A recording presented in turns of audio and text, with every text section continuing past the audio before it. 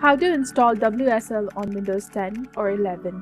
Hello everyone, welcome back to my channel. In today's video, I'm going to teach you on how can you install WSL on your Windows 10 or 11.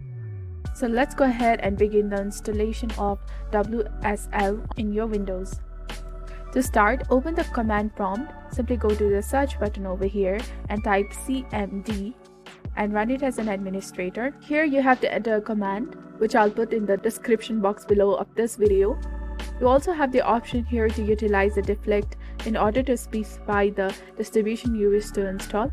For instance, I'm choosing to go with Debian. After that, simply press enter and allow the installation to proceed.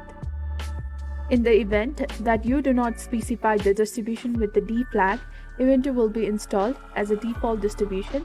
Once the download and installation are complete, it will be necessary to reboot your system. Upon rebooting, you'll receive a prompt to select the best shell in order to finalize the setup process. Just enter your username and password, and that's it. This is how you can install WSL on your Windows 10 or 11. If you found this video helpful, do not forget to like, comment, share, and subscribe to the channel for more amazing contents. And don't forget to hit that bell icon to notify yourself whenever we upload new videos. Thanks for watching.